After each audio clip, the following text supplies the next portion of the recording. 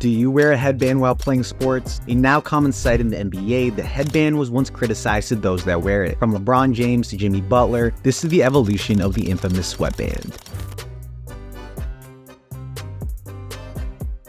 But who started the headband in the NBA first?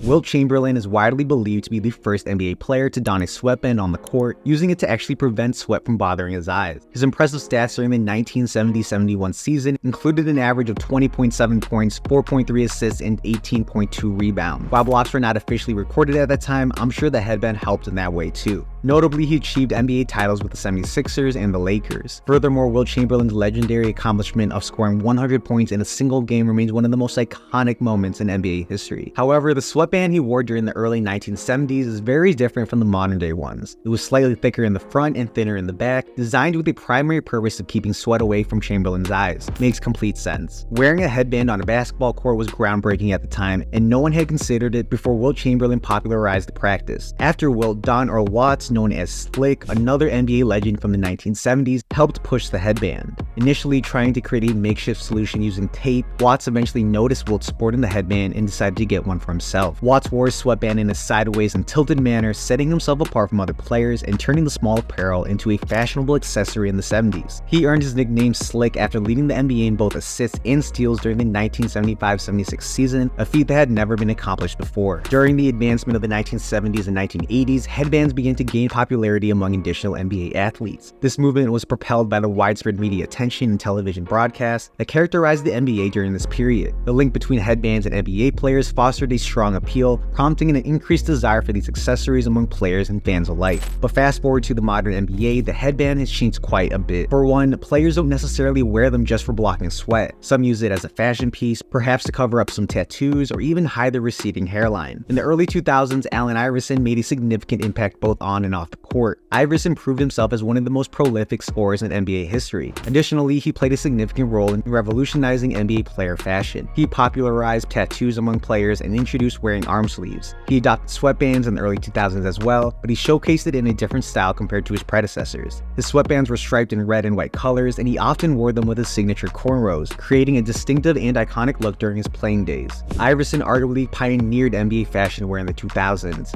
Everyone wanted to cross over like AI, and wearing this and that helped people feel closer. I have a video on how Allen Iverson invented the arm sleeve if you want to check that out on my channel. But then jump to 2018 where some NBA players wanted to be like ninjas. Harold to the rim and a slam. Tell me about it, Mr. Fox Sports. MVP and Defensive Player of the Year as Embiid hits another three, and Kenny Atkinson needs a timeout. Embiid torches Simmons up for Butler, who slams for two off the fast break. Donned infamously by Jimmy Butler, this ninja-style headband took the league by storm, and personally, I love the look. The origin of the concept, which seems to have been influenced by tennis, remains somewhat uncertain when it comes to basketball. A variation of this style can be traced back to around 2013, exemplified by Notre Dame's Skylar Diggins, who sported an oversized sweatband during her team's journey to the Final Four. De'Aaron Fox, Drew Holiday, Jared Allen are a few names that also love to wear this ninja-styled headband. However, this infamous style would be banned just a year later. This decision was driven by safety concerns and that it was deemed, quote, unprofessional. Do you wish the NBA brought back ninja-style headbands? Let me know in the comments. But outside of the ninja style, the NBA banned another style of the headwear. Finish. Rondo, a little hesitation, sidestep. That's a pretty play of the Celtics back up by 8. That's what he does so beautifully. Rondo behind the back for 2. Put it in the book, baby. Put it on the reel.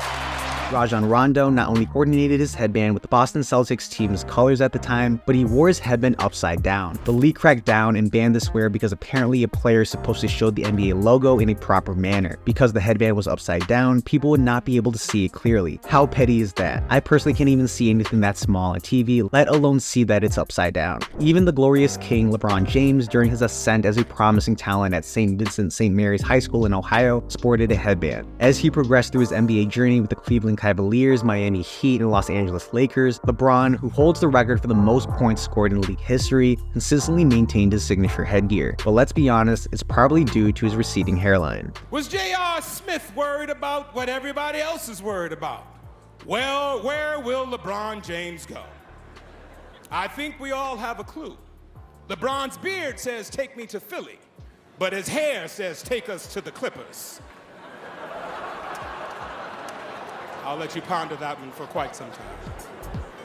This next player had almost a specific way he needed to wear his headband. Paul Pierce kept his style straightforward, opting for a white headband when wearing the home jersey and green when donning the road greens. Occasionally, he spices things up with a headband featuring alternating green and white stripes. Notably though, Pierce sometimes positioned the NBA logo at the forefront or to his right side, nestled between his ear and right eye. It's worth mentioning that Pierce's association with the headband didn't truly solidify till his 4th season.